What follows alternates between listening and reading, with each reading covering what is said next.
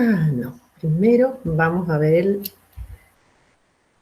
formulario, eso me había olvidado, con las preguntas que estuvimos trabajando en las clases pasadas. Bueno, todos respondieron, con lo cual, bueno, nosotros estamos bastante satisfechos con eso, con su participación. Sí, bueno, en la pregunta 1 era una pregunta que tenía múltiples respuestas y se refería a los factores, algunos factores limitantes en los lagos. Solo una de ellas, que es que la vegetación en las orillas regula la salinidad, no era correcta, ¿no? El resto, la primera, la tercera y la cuarta, sí estaban referidas a factores limitantes en los lagos, así que esa ha sido respondida satisfactoriamente. La pregunta 2 les había pedido que describan brevemente la variación de la temperatura del agua de lagos profundos en el verano, y precisamente pedíamos esa estación del año porque ahí sucede algo en particular, ¿verdad? Y bueno, también la mayoría respondió, algunos con mucho detalle, algunos en forma demasiado sintética, pero respondieron lo que se les pedía. Solo en algunos casos no mencionaron algo muy importante, que es la aparición de la termóclina, la formación de la termóclina, que precisamente se da en esa época del año, en este tipo de lagos, cuando la superficie tiene aguas con temperaturas mayores y en el hipolimnion tenemos unas temperaturas más bajas, y, digamos, faltó mencionar este gradiente que conforma la termóclina, pero en general está muy bien. A ver, alguien está, alguien quiere entrar.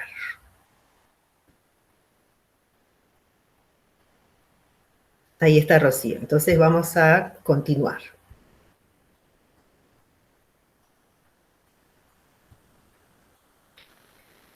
Con la 3. Ahí yo leí absolutamente todas las respuestas, porque está, algunas, como les decía, con mucho detalle, pero muy bien, muy bien. Bueno, en la pregunta 3, ahí no hubo duda. Y el enunciado decía que en otoño la temperatura del agua se iguala desde la superficie hacia el fondo. Y eso es correcto. ¿Sí? Cuando hablamos sobre los lagos de aguas profundas. En la número 4 me llamó la atención esto, y entonces vamos a enfatizar para que quede claro. Dice, en invierno se presenta una estratificación vertical de la temperatura, estratos, capas de temperaturas diferentes. Entonces el 50% contestó correctamente, diciendo que es falsa esta aseveración. Pero hay un 50% que tuvo dudas. Recuerden ustedes, estábamos hablando de este tipo de lagos profundos. ¿Qué pasaba durante el invierno? ¿No? Nosotros tenemos una temperatura que en la superficie llega a 0 y se congela, pero después tenemos aguas que oscilan entre los 4 o 3 o 2 o 1, pero eso no genera una estratificación. ¿Sí? ¿Alguna duda en esta parte? Una estratificación vertical es aquella en donde el rango de temperaturas es notablemente variable y tenemos la inclusión de una termóclina en el medio, ya sea a mayor o menor profundidad. ¿Sí?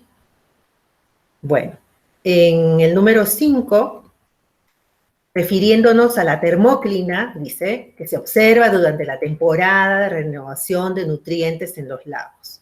Esto es falso y la mayoría lo respondió. Muy bien, muy bien. La termóclina solamente aparece en el verano, cuando tenemos que la superficie, el epilimnion, se calienta, las temperaturas son mayores, ¿sí? Y es en esa época que aparece la termóclina. Y la temporada de renovación de nutrientes son 2, ¿verdad? Donde se iguala densidad es igual a la temperatura. En la pregunta 6 decía, el oxígeno se incrementa con la profundidad en lagos templados durante el verano. También esa casi por unanimidad fue respondida en forma correcta. En la pregunta 7, referida a un lago oligotrófico. ¿Por qué lo reconocemos? ¿Cómo se caracteriza? Una de las formas de caracterizarlo es por la transparencia de sus aguas. Dice, producto de una baja producción primaria, y muy bien, han respondido, ha quedado entendido esta parte. Los que no lo han hecho así, por favor, revisar, ¿sí? Ahora, en la parte 8, ya nos vamos a ambientes lóticos, nos vamos a la teoría marco del río continuo, y aquí había que indicar si lo que nosotros estábamos enunciando era verdadero o falso. En la primera, todos de acuerdo, perfecto, queda bien asentado ese conocimiento. Desde la cabecera de la a la desembocadura, los ríos presentan un continuo de condiciones ambientales cambiantes. En la siguiente, dice, los procesos río arriba no están relacionados con los eventos río abajo. Y esto es falso. Y la mayoría lo respondió en forma correcta. En la siguiente decía, los gradientes, ¿no? Los gradientes ambientales. Los gradientes y los procesos producen cambios morfológicos y estructurales en los grupos de organismos a lo largo del río. Fue respondida también por la mayoría, es verdadera. Y recuerden siempre ese esquema que vimos con todas esas llamadas que teníamos hacia el lado derecho, viendo cómo cambia la estructura de la comunidad, la estructura funcional, la productividad, etcétera, etcétera. En la parte... esta. Dice, la composición de invertebrados del bentos en la desembocadura del río presenta una abundancia de organismos ramoneadores, o raspadores, o herbívoros, ¿sí?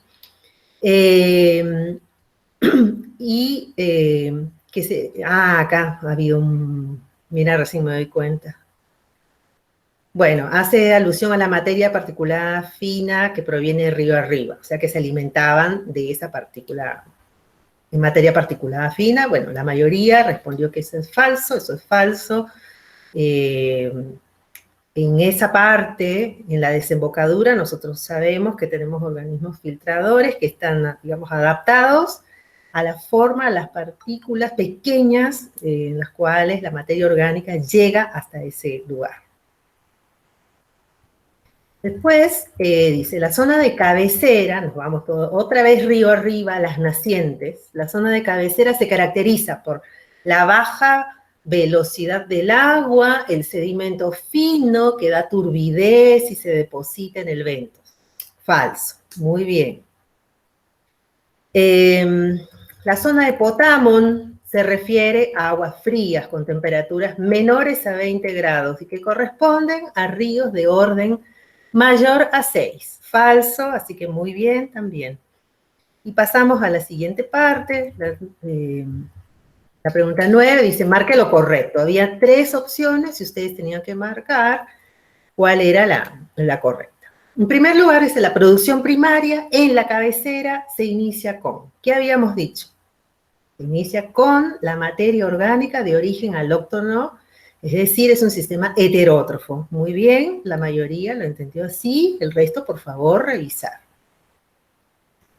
Y en esa segunda parte dice, la producción primaria en la zona media del río se inicia con, y aquí tenemos que también, la mayoría respondió bien, con autotrofía y heterotrofía.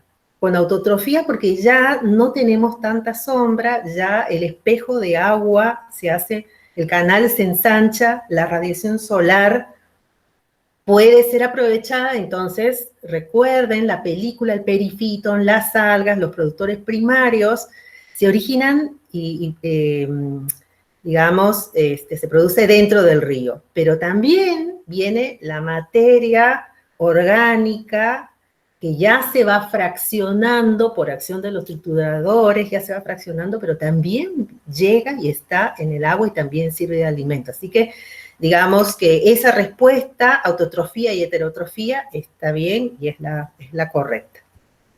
La pregunta 10 dice, en la cadena trófica de invertebrados bentónicos en los ríos de montaña, por ejemplo, Yala, lo que vimos, había que seleccionar los grupos funcionales correspondientes. Entonces, teníamos un listado ahí, ¿no?, de grupos funcionales y de alimentos, digamos, que se encuentran en el lugar, ¿no?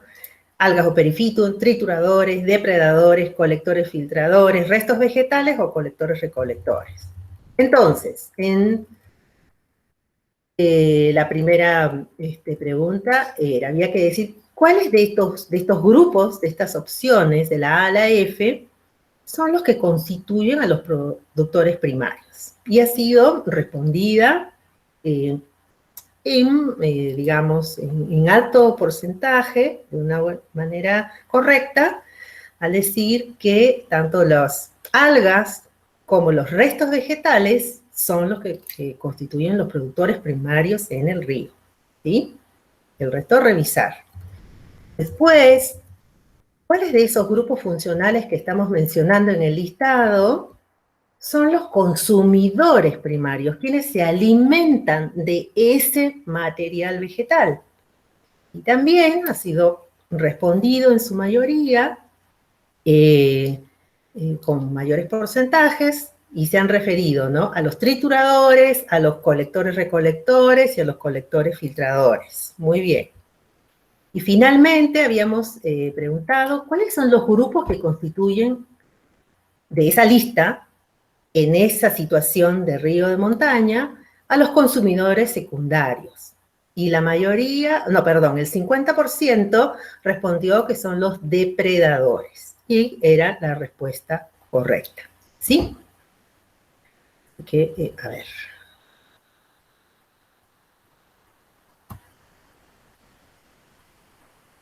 ¿Hay alguien que está pidiendo unirse? A ver, espero que insista, es Valeria.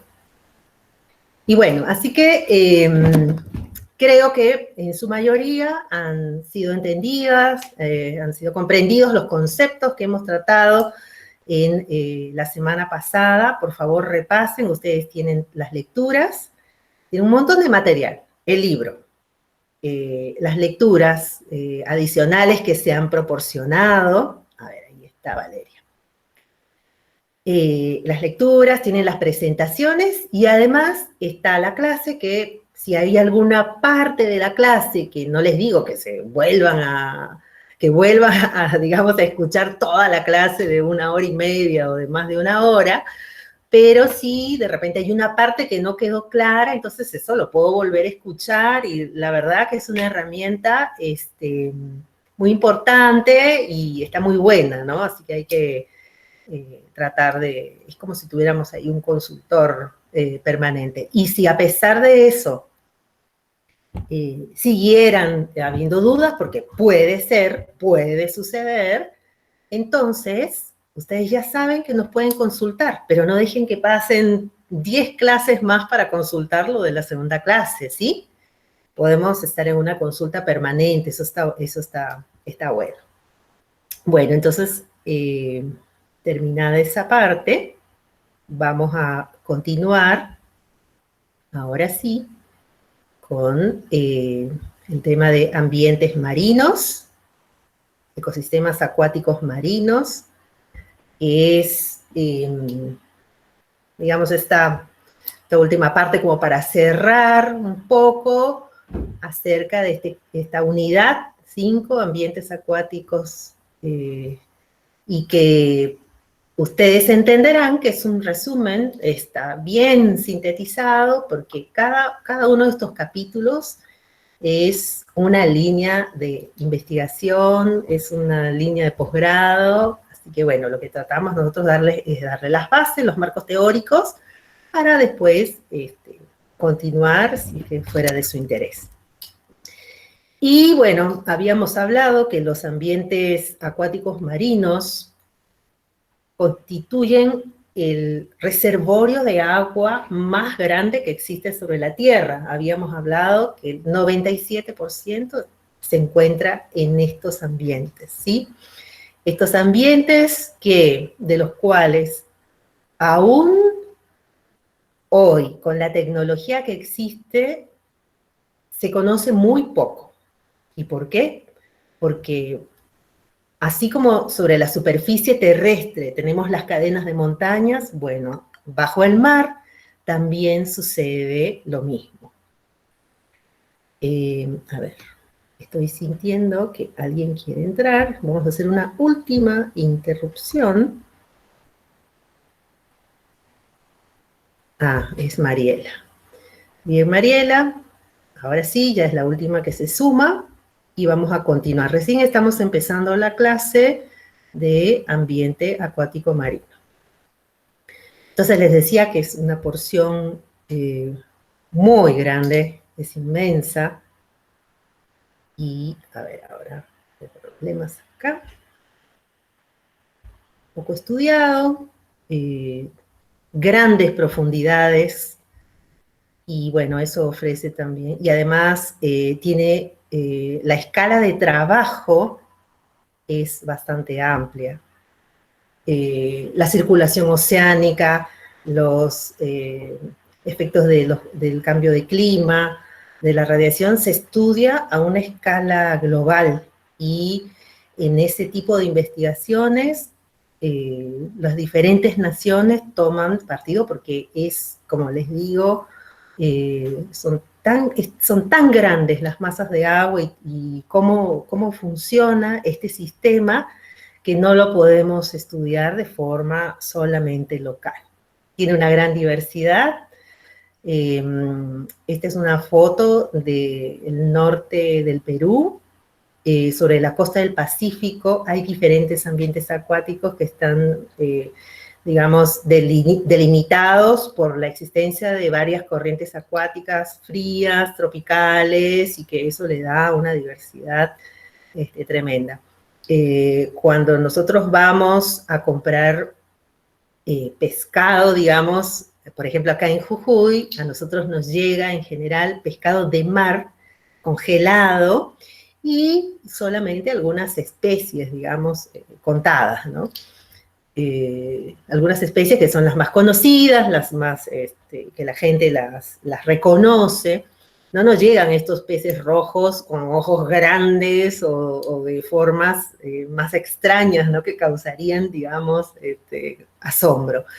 Pero este colorido y esa diversidad se observa no solamente en la fauna ictiológica, sino también en moluscos, caracoles, crustáceos de zonas tropicales. Y en las costas del mundo existen grandes pesquerías que sostienen tanto a pequeños productores pesqueros, como a las grandes pesquerías, ¿sí? De diferentes naciones.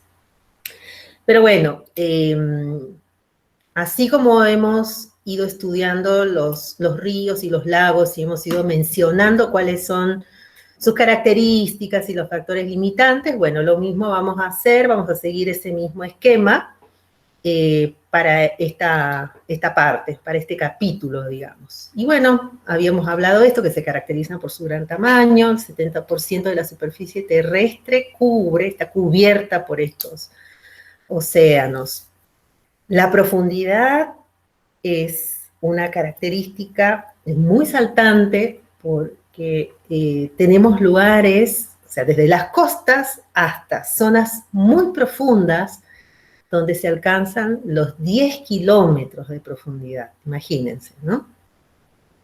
Pero tenemos un promedio, dice, de 3.700 metros, ¿sí? 3,7 kilómetros de profundidad. Eso es, imagínense cuánto uno se puede sumergir para nadar autónomamente.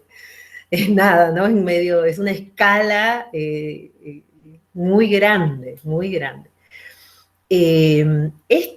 Ahí en ese mapa que les he adjuntado en la parte inferior, bueno, nos está mostrando las diferentes corrientes, su influencia. Aquí está en el Pacífico, el Atlántico, el Indo-Pacífico. Bueno, las circulaciones, las relaciones que hay, los lugares donde ocurren las mezclas en las zonas polares, etcétera, ¿no? Así que es un ambiente continuo, hay conexiones de unos con otros, hay una circulación continua. Esta circulación está dada por las diferencias de temperatura, por las diferencias de salinidad. La salinidad, la característica de la salinidad del mar es que tenemos unas 35 partes por millón, ¿no? Esa es la salinidad característica de estos ambientes. Puede variar si nos vamos hacia los estuarios, como habíamos hablado en algún momento, en las desembocaduras de los ríos en el mar, la salinidad ahí va a variar porque hay una inclusión de aguas dulces, ¿sí? Pero en general, hablando de agua marina, tenemos 35 partes por millón. Circulación continua. Después tenemos el efecto de las mareas y de los oleajes, que eso es lo que va a darle la forma a las orillas, ¿no? A las costas, ¿sí? La braveza o la baja dinámica de las mareas es lo que va a caracterizar y va a ir esculpiendo, entre comillas, estas costas. En el lugar en que nosotros vivimos, digamos, el tema este de las mareas y de los oleajes como que no tiene mucha injerencia en nuestra forma de vida, ¿no? Pero para los habitantes de las costas del mar, para la gente que trabaja en el mar, que ya sea por viajes o para ir digamos, a hacer las labores de pesquería, es muy importante. Y las mareas es un estudio, o sea, las mareas, si un día va a haber marea baja, marea alta, o en qué día del mes o en qué semana del mes vamos a tener la marea más alta o la marea más baja, y eso está relacionado, digamos, con las fuerzas de gravedad, con las fases de la luna. Todo eso está estudiado, está programado, e incluso hay unos libros pequeños que eso circula entre la gente que tiene que trabajar en relación al mar, para poder, digamos, organizar las labores de investigación, las labores de pesca, y porque en algunos lugares hay que tener muy en cuenta estos horarios de mareas y los oleajes para poder regresar al puerto o para poder salir del puerto. Es muy importante. Esas son las tablas de marea. Bueno, la salinidad está dada entonces por el cloruro de sodio, por el magnesio, el calcio y el potasio. Muy importante el calcio, sobre todo, ¿sí? Para la formación de los caparazones o de las estructuras duras de los exoesqueletos de los organismos invertebrados marinos, por ejemplo, de los corales. En general tenemos una baja concentración de nutrientes, o sea, al ser esta masa, este volumen de agua tan grande, los nutrientes van a estar en el fondo del mar, ¿verdad? Entonces, digamos, para que, como hemos visto en el caso de las lagunas, de los ríos, la circulación, los movimientos que hace que esos nutrientes se reciclen y que puedan fertilizar la columna de agua, en este caso, en el caso de estas masas tan grandes de agua, es como más limitado. Y entonces solamente hay algunas zonas, algunas costas donde se producen fenómenos que se llama afloramiento, ahí está, donde estoy señalando, o upwelling. Upwelling es el término en inglés. Es un proceso muy importante relacionado a características físicas en determinadas partes del mundo donde ocurre eso, ¿sí? Por ejemplo, en esta parte de la costa del Pacífico, en Sudáfrica, donde está esta corriente de Benguela, estas corrientes de aguas frías, la corriente de Humboldt, ¿sí? Disculpa que te interrumpa, no se está visualizando la presentación. ¿No? ¿Ahora? En mi caso, por ejemplo, yo no te estoy escuchando a vos nada más. No sé si los chicos te están viendo. Yo sí la veo. Yo también la veo la presentación. Entonces, bueno. Sí, veo, profe. Algo de tu señal, quizá, ¿no? Sí, soy Profe, yo. Sí. Profe Fabio tiene que seleccionar donde dice la presentación de la profe Nelly. Dale, tiene como un alfilercito y sale. Dale, muchas gracias. Perfecto, así por favor, cualquier cosa que ustedes observen, inmediatamente avisan, ¿sí? Porque si no, yo sigo bla, bla, bla y no me doy cuenta. Muchas gracias, muchas gracias. Bueno, entonces estábamos hablando de esto, ¿no? Del tema de los nutrientes. Ahora lo vamos a retomar en un ratito. Esta foto era un poco para ilustrar ese tema de las mareas, ¿sí? Ustedes ven que esta es una costa arenosa que está humedecida y que durante la noche ha estado cubierta por la marea alta, es decir, que el agua que está aquí en la orilla, durante esa noche bañó y cubrió por lo menos unos 100 metros, una distancia bastante grande, es decir, un volumen de agua bastante grande, y bañó y cubrió de agua toda esta zona. Ahora imagínense ustedes qué es lo que sucede con los organismos que viven aquí, porque aquí seguro que hay algunos organismos, ¿no?, que viven, vayan pensando, ahora lo vamos a tocar. Otros están en la zona de agua permanente, otros están en esta zona entre mareas o intermareal, y otros están en la zona más alta donde salpica el agua, nada más.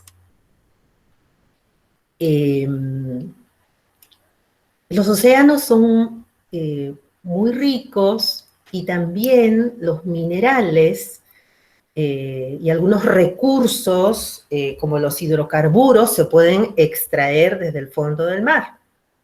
En la provincia de Jujuy, por ejemplo, nosotros tenemos yacimientos de petróleo por la zona de Orán, digamos, ¿no?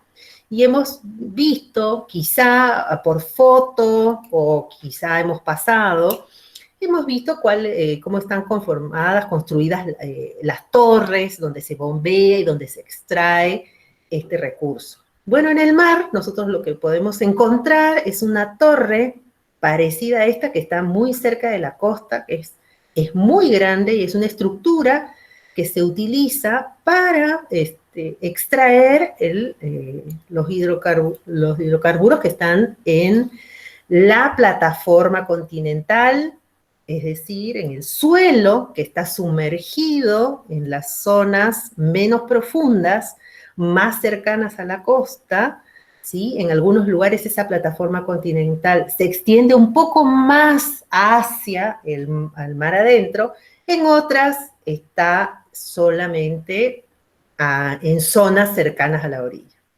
Pero los recursos naturales no solamente son, digamos, el agua en sí, la biota, sino que también están estos hidrocarburos.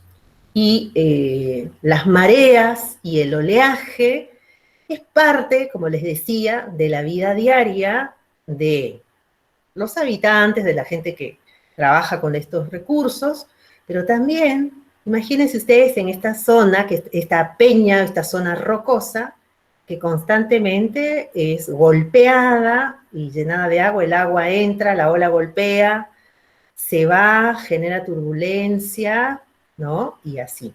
Entonces, acá también está pasando algo. Estos organismos de esta biota también tienen que presentar algunas adaptaciones, como hemos visto en los ríos, pero para vivir, digamos, adheridos en ese tipo de superficie y que la ola no lo arrastre, ¿no?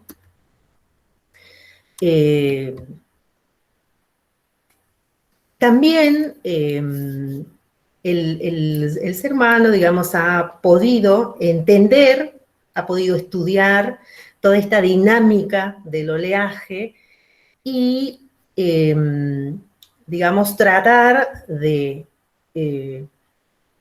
domarla o hacer algunas estructuras, construir algunas estructuras para que la fuerza de ese oleaje no sea tan grande y poder conseguir algunos lugares que puedan ser aprovechados para,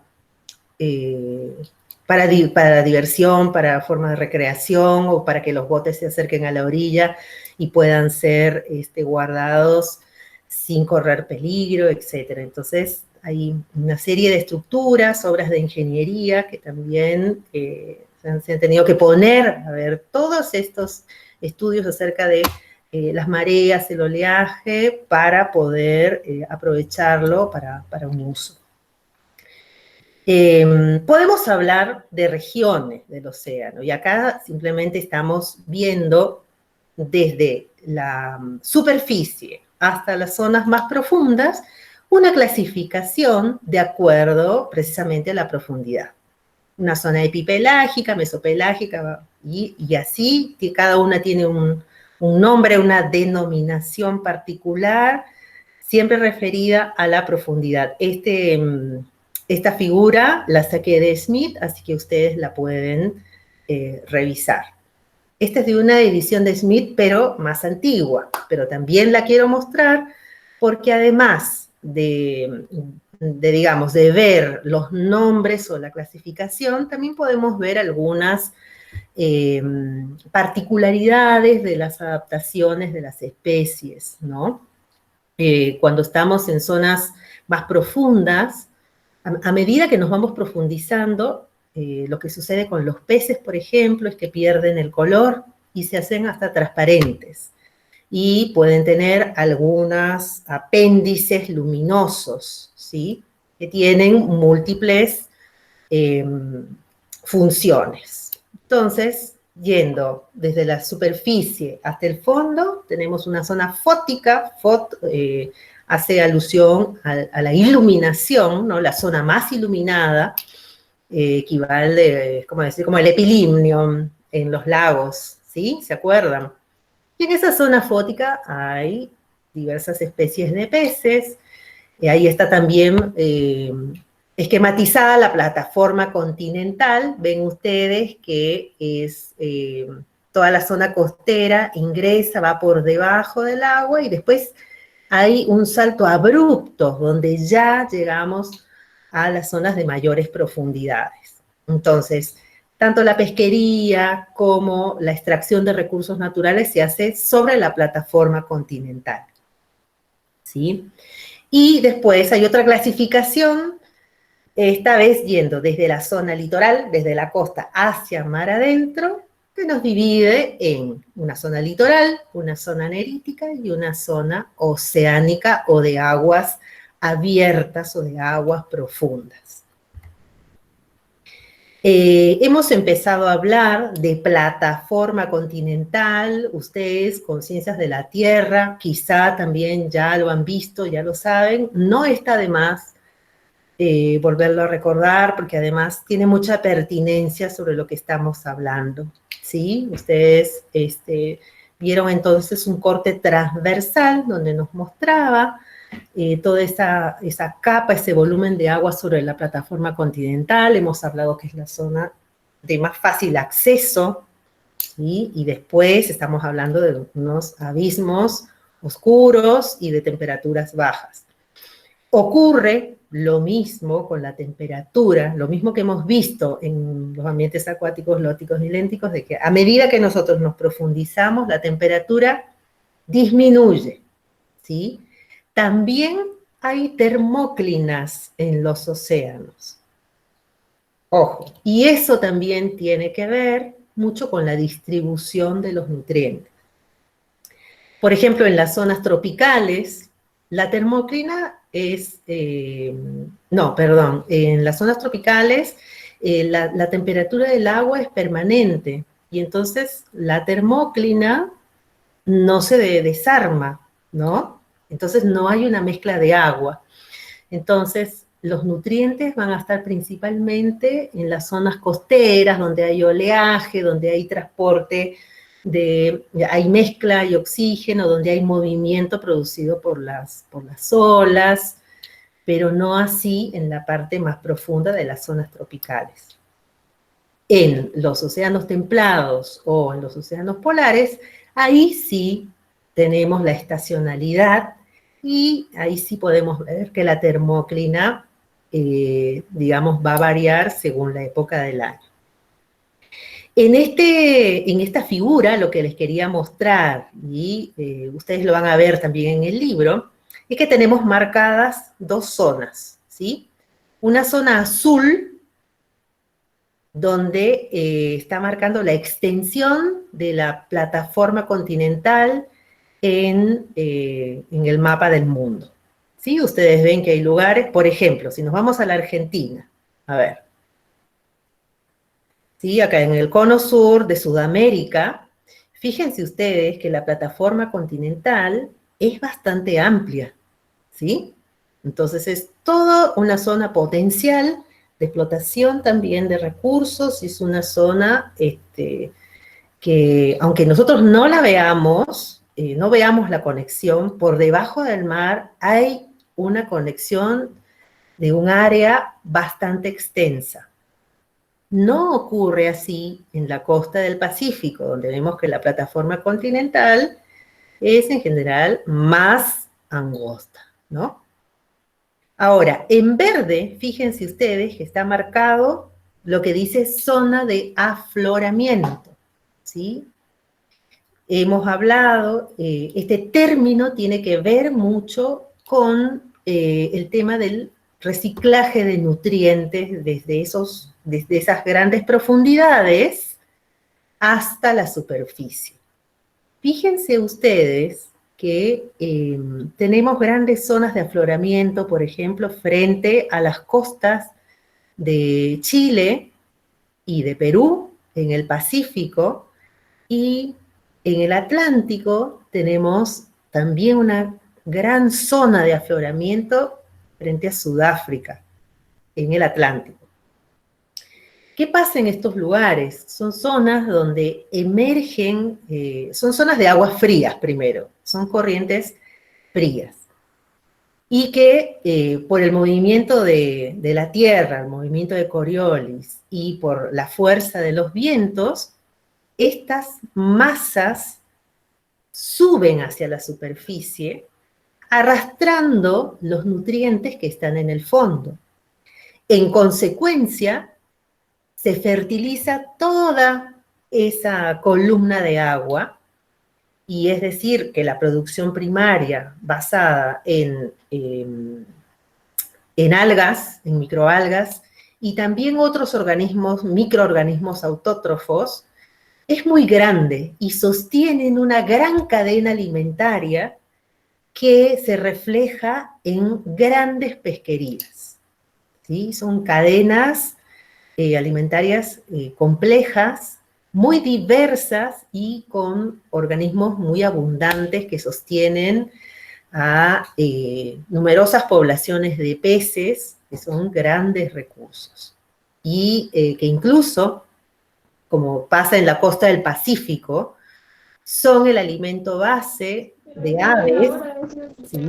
De aves costeras, de aves, de grandes mamíferos marinos y de estos peces. Como para concretar esta parte de los nutrientes, acá hay un esquemita que ustedes también lo tienen en Smith, donde se representa lo que se denomina el bucle microbiano, porque la riqueza no solamente está basada, como les decía, en la productividad primaria de organismos autótrofos como las algas, sino también hay una porción muy importante que inicia con bacterias heterótrofas que se alimentan de la materia orgánica disuelta que está en las profundidades. Y también, como organismos autótrofos, tenemos a las cianobacterias. Tengo varios colegas que trabajan con este tipo de organismos y ellos nos mostraban unas fotos de lo que encuentran como cianobacterias, como bacterias en el fondo del mar. ¿Saben que son como unas cintas que tienen el aspecto de unos fideos y tienen una biomasa impresionante? Bueno, esos son los grandes productores y son los que inician esta cadena trófica que sigue por organismos heterótrofos o fotoautótrofos que finalmente van a alimentar a una gran biomasa de estos crustáceos que conforman el zooplancton. Y a su vez es el alimento de las larvas de peces de estas grandes pesquerías que ocurren en estos lugares. Vamos a ver un poquito ahora, entonces, cómo varía el ambiente marino en la zona que más se conoce, en las zonas costeras, ¿sí? Como les había mostrado en la foto, hay una gran influencia del grado de humedad o de cuán mojada, digamos, se encuentra esa orilla. Y eso es lo que va a definir, o sea, el grado de humedad es el que va a definir esta zonación, donde vamos a encontrar organismos, como les decía, que están siempre sumergidos en el agua, en la franja infralitoral. Algunos van a estar en la zona media, en la zona intermedia, medio litoral, y algunos van a estar en la zona más alta, a donde apenas llegan las salpicaduras o esas, es como ahora que se usa bastante la palabra, como un spray, ¿sí? Un spray de humedad. Y eso es lo que define, ese es el factor limitante para estas orillas costeras, además, obviamente, de la disponibilidad de un sustrato donde poder habitar. Entonces, nosotros podemos definir en las costas marinas dos tipos de ambientes, ¿no? Lo más general, los ambientes rocosos, las orillas rocosas, como las que les mostré también en la foto, o las orillas arenosas. Tenemos dos sustratos que son totalmente distintos. Habíamos hablado en la clase pasada acerca de la arena, de la inestabilidad de los sedimentos finos, ¿no? Y por otro lado tenemos un sustrato duro, que son las rocas, ¿sí? En este sentido. Entonces, vamos a ver qué es lo que sucede con las orillas rocosas. Siguiendo este modelo de gradiente, acá el gradiente me lo da la humedad, ¿sí? Desde una zona siempre mantenida bajo agua hasta una zona donde solo voy a tener las salpicaduras. Y eso a mí me define tres grandes zonas. No vamos a ahondar más, o sea, la gente que estudia así, este tipo de orillas, tiene clasificaciones, subclasificaciones, pero no tiene sentido. Yo creo que entendamos que es un factor limitante, cómo funciona y digamos, cómo se adaptan los organismos, está bien, ¿sí? Ustedes dirán, bueno, pero nosotros no vamos a trabajar con ambientes marinos, ¿no? Medio que como, ¿para qué? Pero bueno, yo nací en Perú, yo estudié biología con orientación a biología marina y miren dónde estoy, a 3.000 metros, no, a 1.600 metros del mar. Así que nadie sabe a dónde la vida lo va a llevar, ¿no?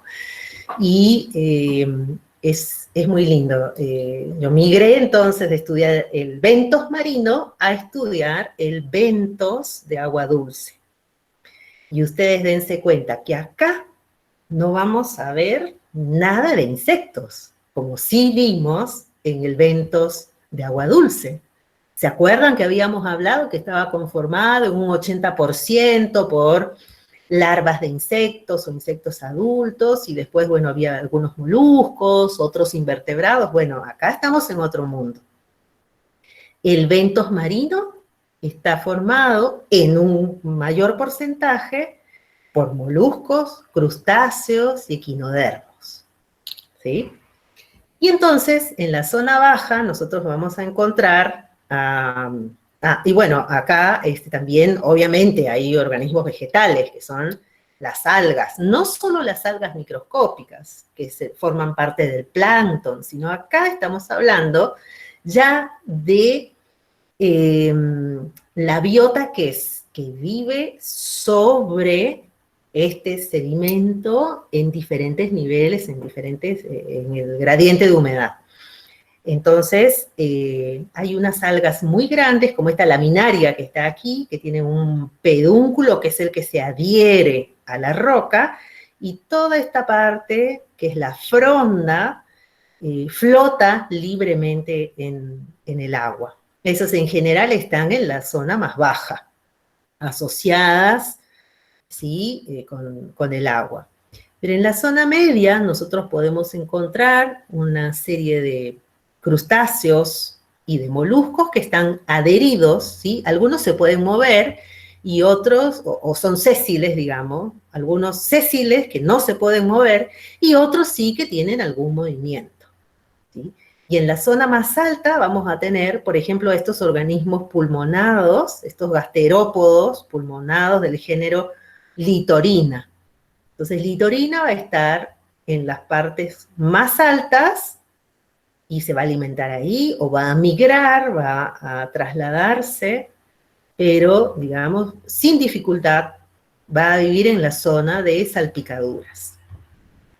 En cambio, los otros sí necesitan por lo menos alguna parte del día que esté cubierto por el agua para poder cumplir, por ejemplo, su función alimenticia. Eso es lo que sucede con estas, que se llaman acá bellotas de mar, son unos cirrípedos, son crustáceos, ustedes lo ven acá como un volcán, ¿verdad? Ese es el caparazón que está modificado, son organismos sésiles en su vida adulta. Cuando son larvas, nadan libremente, forman parte del plancton, pero después, ante una señal química, se asientan, se produce el asentamiento y se produce una metamorfosis de la vida móvil, larval, natatoria, a esta vida sésil en la orilla sobre un sustrato. Y entonces tienen esa estructura que parece un penachito, ¿sí? ¿La ven ahí? Que es una estructura para atrapar su alimento. Y eso lo hacen cuando la marea sube y cubre ese lugar en determinadas horas del día. ¿Qué pasa con la orilla arenosa? La orilla arenosa, nuevamente mencionamos, es un sustrato bastante inestable, ¿sí? Entonces, digamos, los organismos no se pueden adherir en la superficie. Por eso nosotros, si vemos una fotografía o vamos a estos ambientes arenosos, es muy raro que veamos a los organismos, digamos, a determinadas horas del día sí pueden ver a los crustáceos andando, alimentándose, pero si no, parece que estuviera desierto, ¿verdad? Que no hubiera nada. O cuando se retira la ola, recién podemos ver que algunos se están alimentando, pero en general se vuelven a enterrar.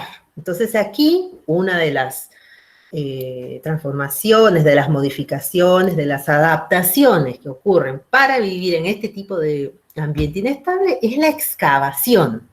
Entonces se van a construir galerías, ¿sí? Galerías con una sola salida, otras con forma de U, con entrada y salida, una serie de adaptaciones para, digamos, poder habitar. Acá también tenemos el gradiente de humedad, lo mismo. Entonces, las galerías de las especies más tolerantes van a estar en la zona más alta de la orilla, ¿sí? En cambio, los que necesitan mayor humedad van a estar en la zona que está siempre cubierta por el agua.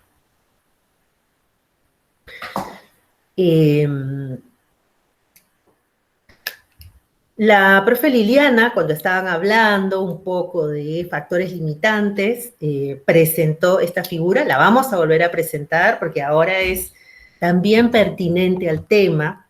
Y nosotros hemos estado hablando de ríos, y habíamos hablado de cuenca endorreica, que forman lagos y lagunas, y de cuenca exorreica, y decíamos que esa masa de agua iba a llegar al mar, ¿verdad? Ahora, ¿cómo llega, no? Imagínense todos los kilómetros que transcurren y que esa masa de agua es transportada y movilizada, y según la teoría del río continuo, sabemos todos los procesos que se desencadenan a lo largo y todas las adaptaciones que ocurren con la biota. Pero cuando los ríos llegan al mar, forman un ambiente intermedio, digamos, ¿sí?, que se denomina estuario. Entonces, todos los lugares, todas las desembocaduras de los ríos en los mares se denominan estuarios.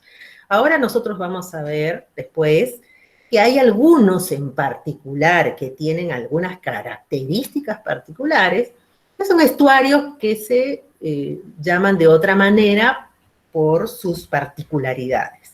Pero en general estamos hablando de estas zonas donde desemboca el río en el mar. Y es una masa de agua dulce que desemboca en una masa grande de agua salada. Y entonces hay todo un gradiente de acuerdo a el régimen de mareas, por ejemplo. Podemos tener todo un gradiente que va desde 0 de salinidad, desde el río, hasta 35 partes por millón, hablando de agua netamente marina, ¿sí? En todo ese gradiente, entonces, nosotros tenemos un sistema, un ecosistema de transición, es un ambiente de transición. Y ahí vamos a tener organismos que tienen una amplia tolerancia a esa amplitud de salinidad, por ejemplo. Entonces, por eso también esa es una de las razones por las que estos estuarios son lugares muy diversos, albergan una fauna diversa. Algunos son utilizados como criaderos de las etapas juveniles de invertebrados y de peces que desarrollan para después migrar al mar, ¿sí? Entonces, son lugares muy importantes dentro de la vida en los ríos y en el mar. En el caso de los estuarios, nosotros vamos a encontrar lo que se denomina una trampa de nutrientes. Y esto hace que, si bien es cierto que tenemos la influencia de la masa de agua marina que se introduce al estuario, y tenemos la masa de agua dulce que sale, digamos, de la parte del continente y se introduce en el mar. Sin embargo, el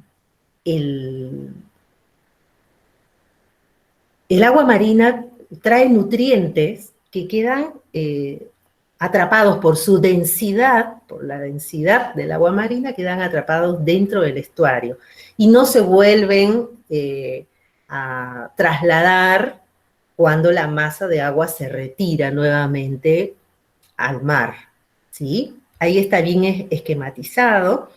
La masa de agua salada viene en general, como es más densa, viene por el fondo, y eso hace que los nutrientes que trae, ¿no?, queden atrapados en toda la zona bentónica.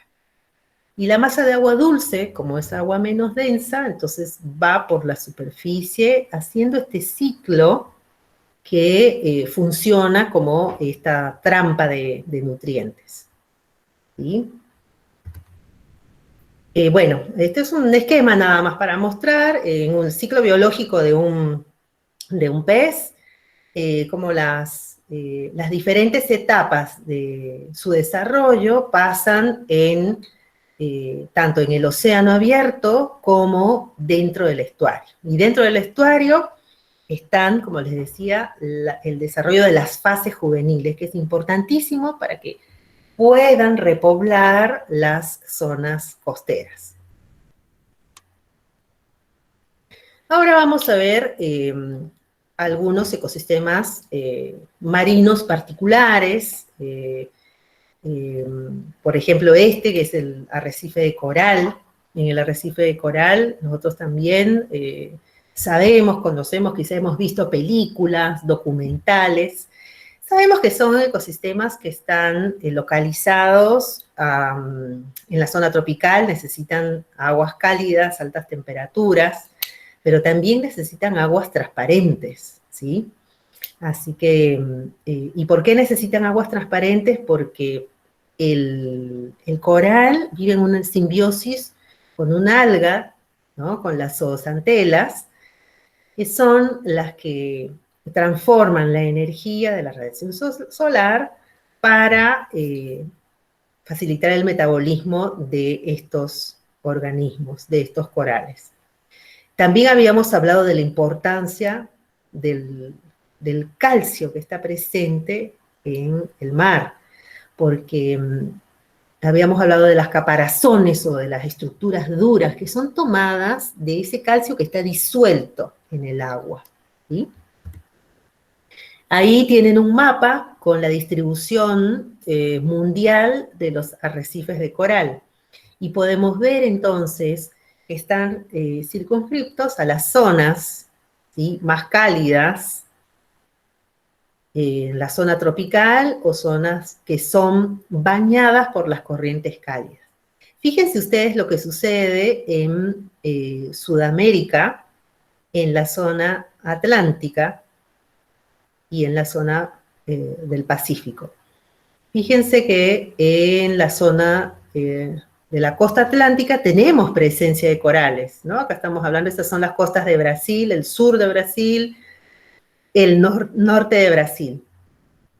Y, sin embargo, también supuestamente deberíamos encontrar corales a la misma altura, a la misma latitud, en la zona del Pacífico. Pero esto no es así, porque aquí tenemos la influencia de la corriente fría, de la gran corriente de Humboldt y del sistema de afloramiento, ese grande que hemos hablado, es muy, muy grande, entonces impide la formación de corales en estas latitudes. Lo mismo, fíjense, ocurre en el sur, en Sudáfrica, donde también habíamos hablado de esas corrientes, de la corriente marina de Benguela, que son aguas frías y son aguas con grandes cantidades de nutrientes.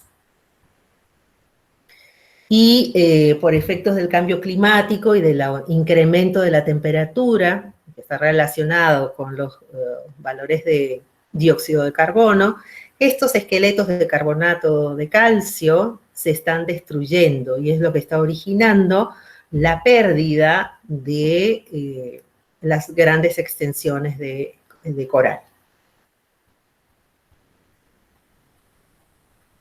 Un poco para mostrar la diversidad. El coral en sí se le denomina a estos organismos, ¿sí?, que son ciliados, son zooides, que forman un esqueleto de carbonato de calcio que es tan característico, pero asociado a él, eso brinda una heterogeneidad ambiental muy grande. ¿Se acuerdan que habíamos hablado de las rocas en los ríos?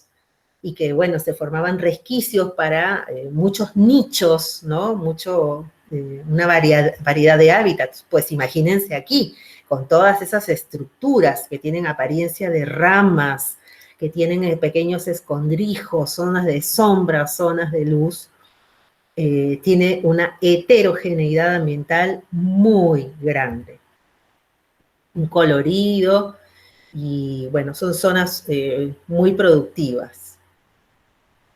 Son zonas someras, o sea, imagínense ustedes que para que vivan las algas que son simbióticas con el coral, tiene que estar asociado a la luz. Entonces, los arrecifes de coral se distribuyen a un máximo de 50 o 60 metros, pero en general estamos hablando de zonas someras, 20 metros, ¿sí? Y estas colonias, esto que parece una planta, es una colonia de un animal, son invertebrados que forman esta estructura como una especie de, como ramas, como palmas, que son el exoesqueleto, en donde hay unos puntos pequeñitos donde están los pólipos de los zooides como pequeñas anémonas. Y entonces, digamos, si lo viéramos de más cerca o lo viéramos bajo una lupa o un microscopio, podríamos observar todas esas características que quizá lo van a ver en zoología o ya lo han visto.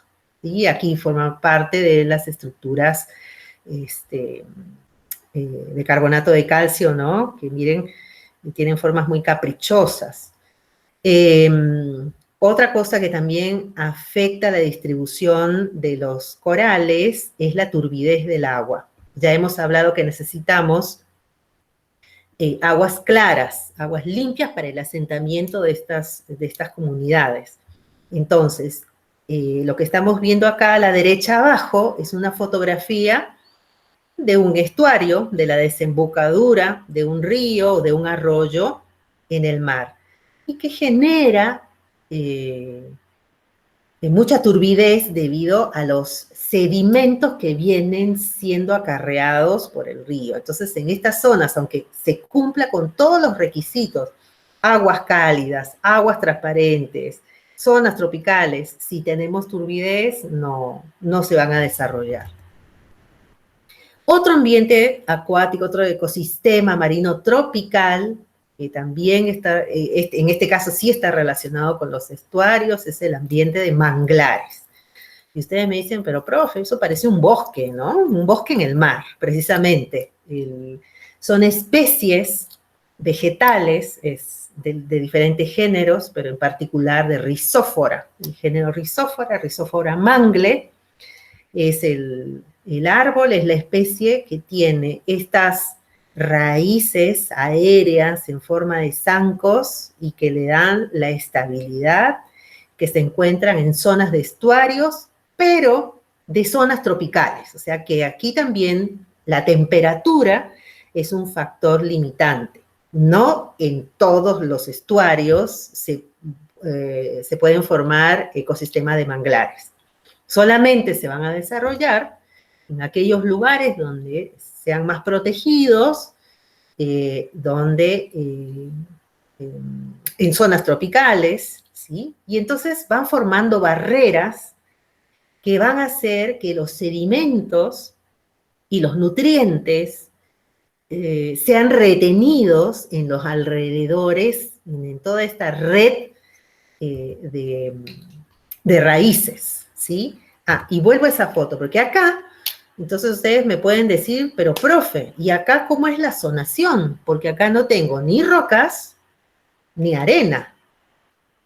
O sea, arena tengo en el fondo, tengo fango más que arena en el fondo. Si nosotros nos metiéramos a caminar por ahí, se nos hundiría la pierna hasta media pierna o hasta la rodilla, quizá, ¿no? De todo el material en suspensión que viene siendo retenido ahí. Además, todas las hojas, toda la materia orgánica vegetal queda también, ¿no?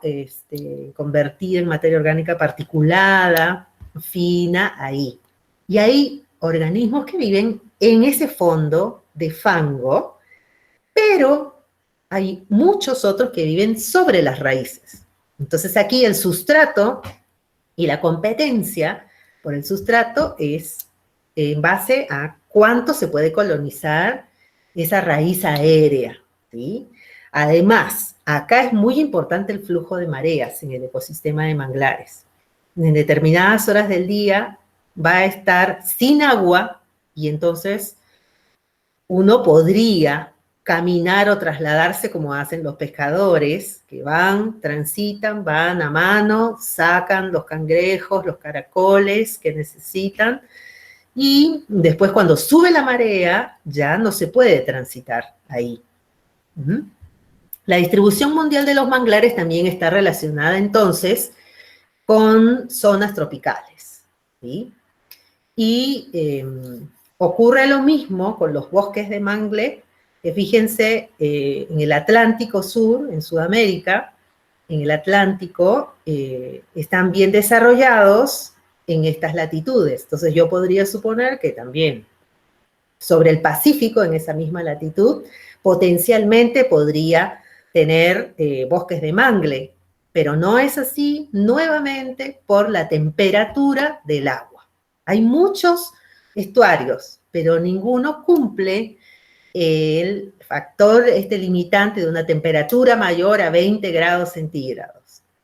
Entonces, por eso no pueden instalarse. Solamente en el norte de Perú, Ecuador, Colombia, porque en estos lugares sí ya tenemos todas esas condiciones cubiertas.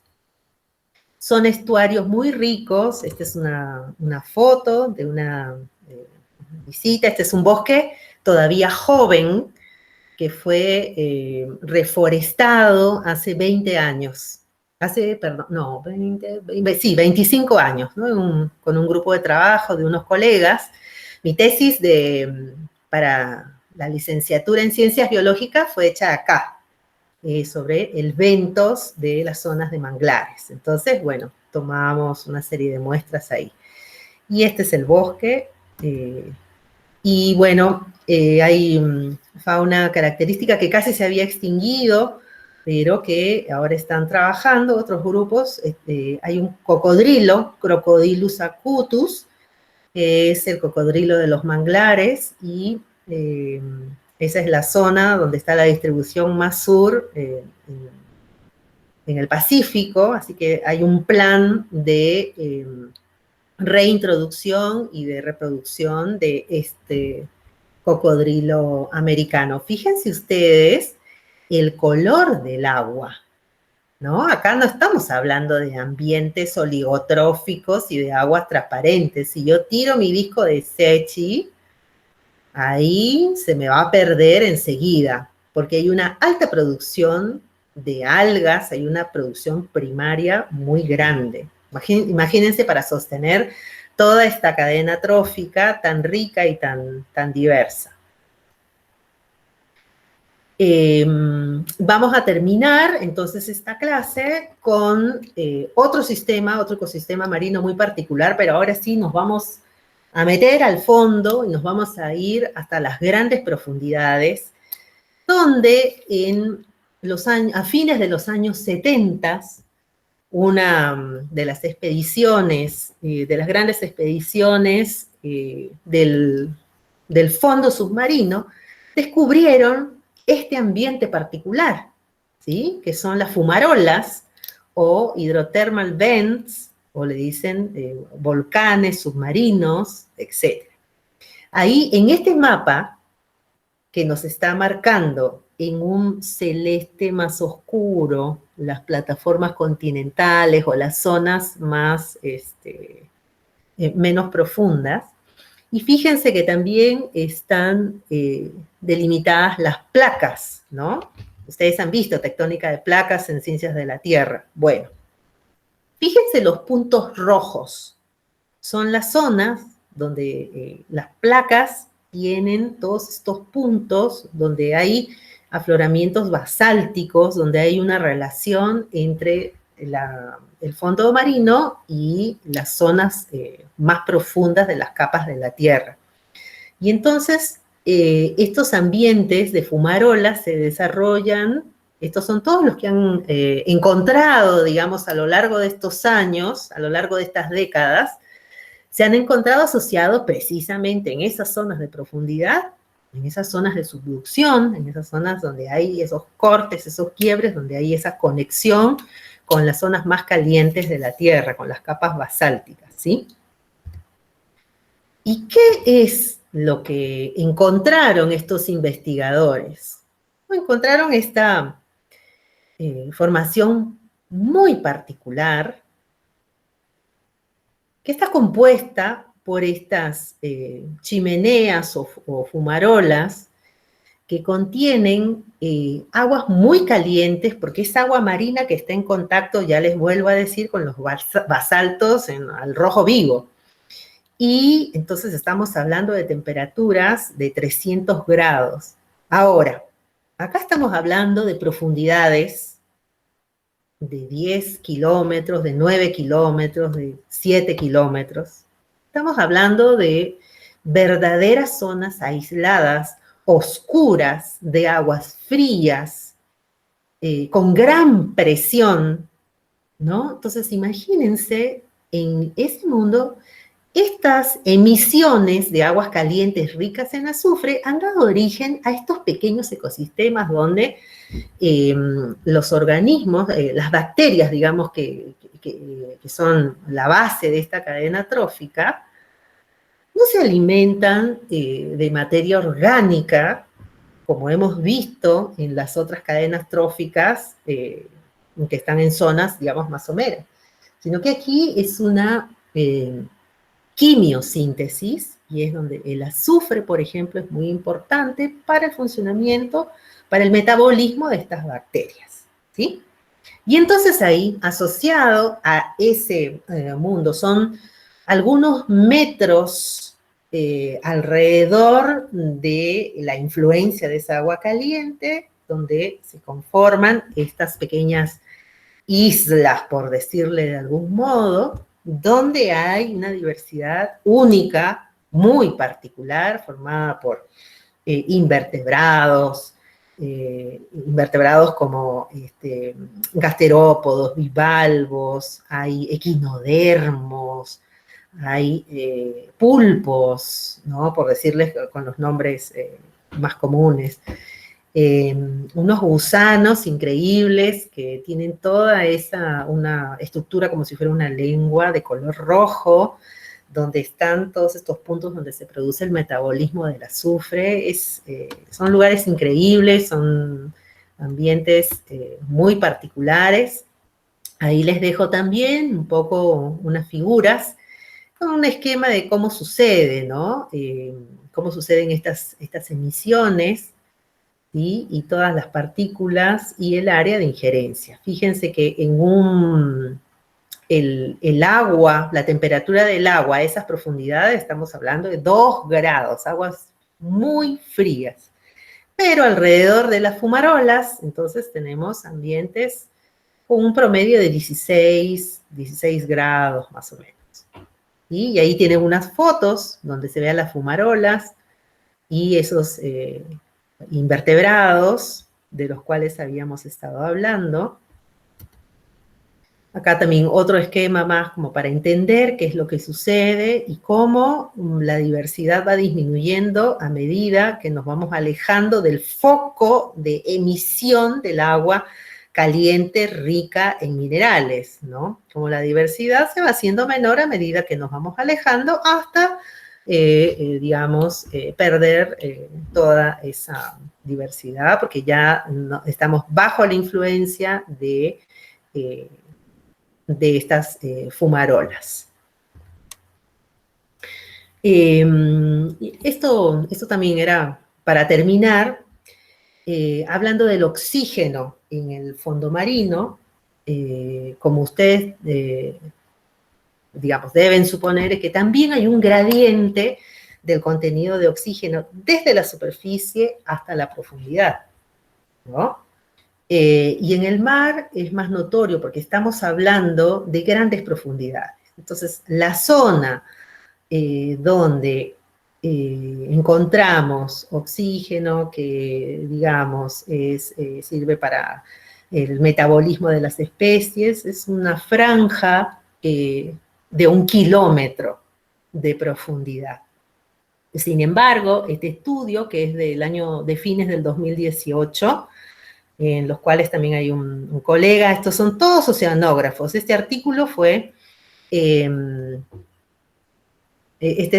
salió en la revista Science y hablaba sobre la disminución de oxígeno en el océano global.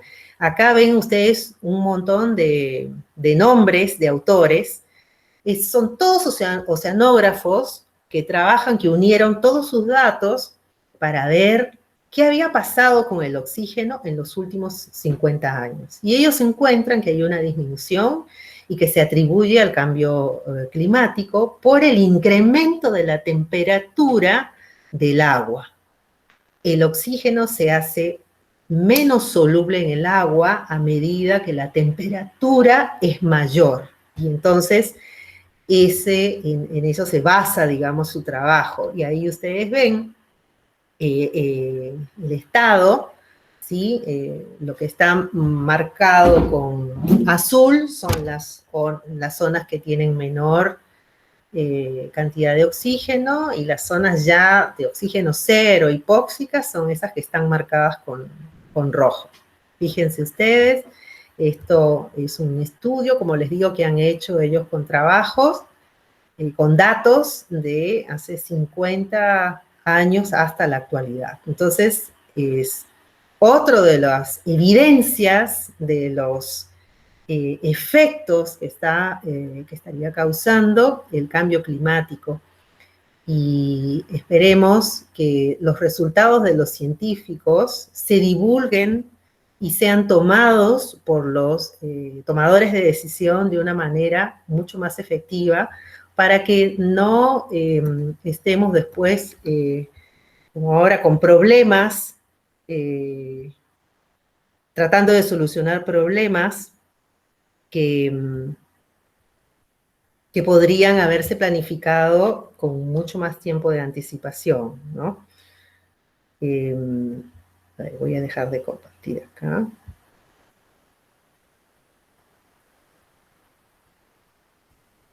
Ahí, vamos a terminar acá. Hay muchas evidencias de los efectos que tendrían en este caso, sobre la biota, sobre el funcionamiento, y en el caso del agua, que es el tema que nosotros hemos tocado a lo largo de estas 2 semanas. El agua es un recurso limitado, y quizá nosotros no lo sufrimos tanto porque abrimos la canilla y está. Pero es posible que en el futuro eso no sea así.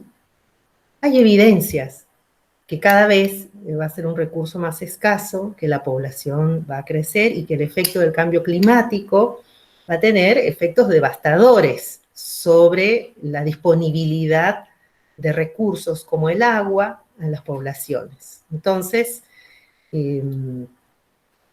hagamos un llamado y seamos conscientes de lo que va a suceder, y tenemos que trabajar divulgando los datos, leyendo, y siempre interactuando, como les decía, con los tomadores de decisiones. No nos podemos quedar con los resultados publicados en la revista, por más prestigiosa que ésta sea, si es que no se planifican las medidas correspondientes para prevenir los males mayores.